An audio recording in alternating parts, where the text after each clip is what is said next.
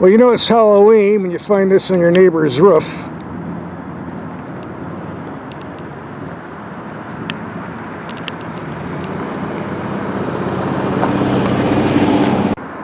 I like the dog better. I'm looking on my spy cam, and it seems Buick has sent an Envista to one of the warehouses. I think I want to drive it. It's been a while since I had a Buick.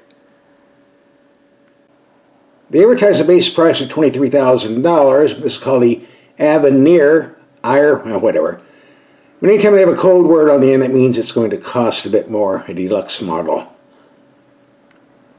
Oh yeah, we're up to $29,400 already. But we're getting an awful lot of stuff. I'll scroll down for you. You can freeze it anytime you see something interest you. Another line.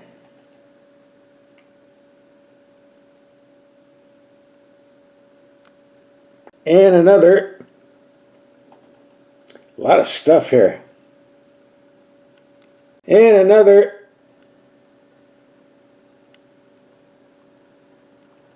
But wait, there's more. Gotta have that moonroof. And the safety package. More options. Oh, we're charging for paint. Everyone's charging for paint nowadays. And there you go.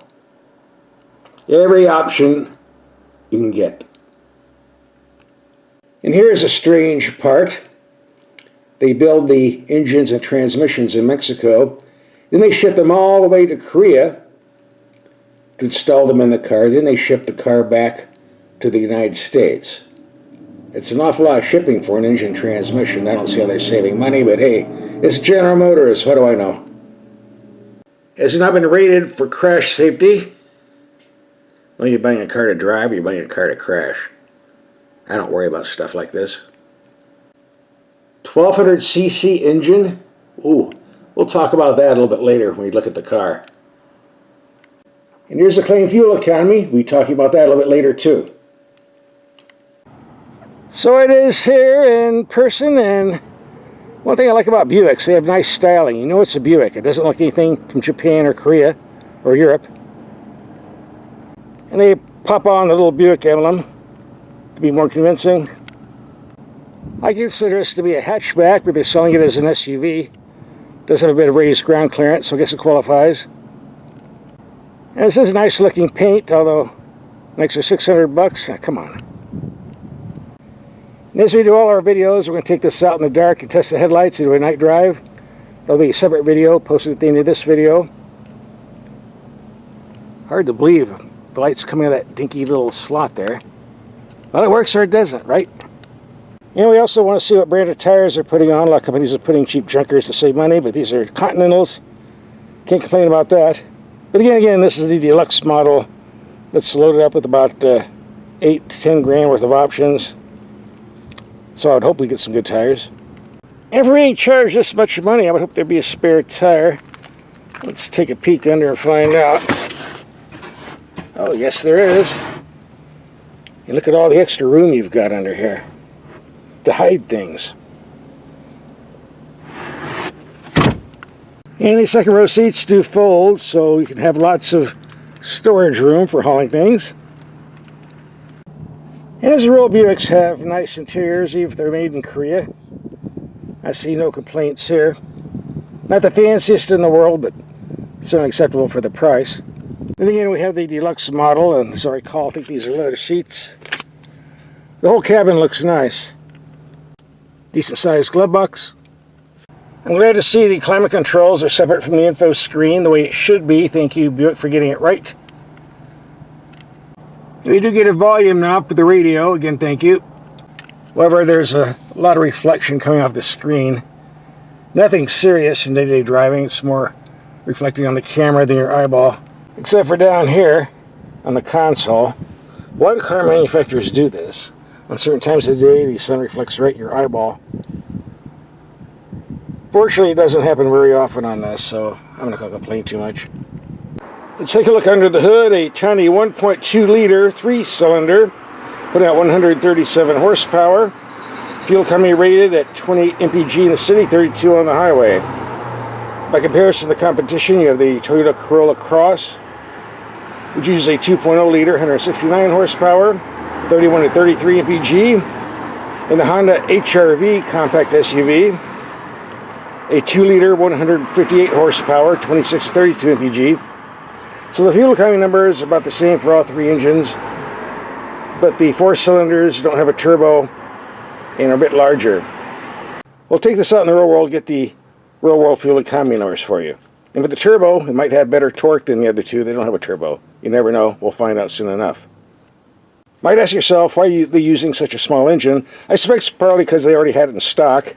It's not cheaper to use an existing engine than it is to use one from the ground up and spend all that money for development. The one big advantage the Buick has, we get a real 6-speed automatic transmission with 6 real gears. Unlike Toyotas and Hondas, which come with those horrible CVT transmissions, this will shift a lot better than those. Trust me.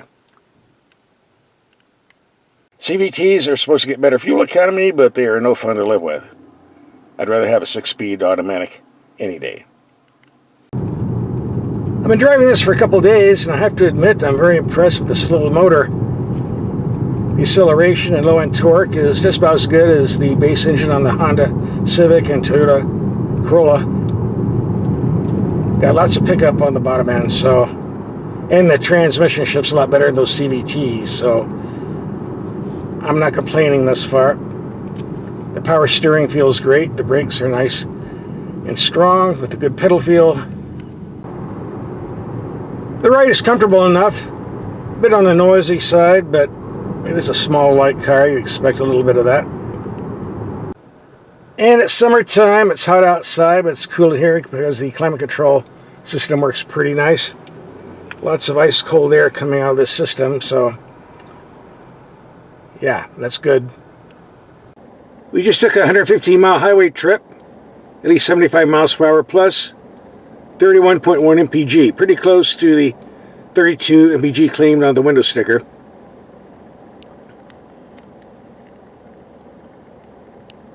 Here's some more numbers for you. 173 miles of mixed commuting, 28.8. And 1,726 miles in the fleet, average 27.6 mpg. I think all these numbers are pretty much what was claimed on the window sticker by the EPA, or Buick reporting to the EPA, whichever the case may be. So 28 to 32 mpg is pretty accurate. And the only beef I have, sometimes when I hit a bump, I lose my radio stations on the screen and it goes to phone. No big deal.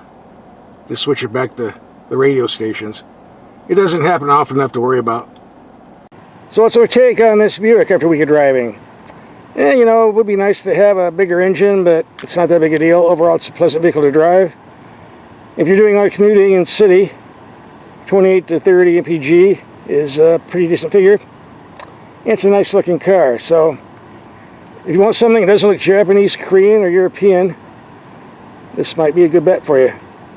Now, if you want to see how it did in our night drive test, we went over the headlights and driving in the dark, here's a link coming up. Click and watch.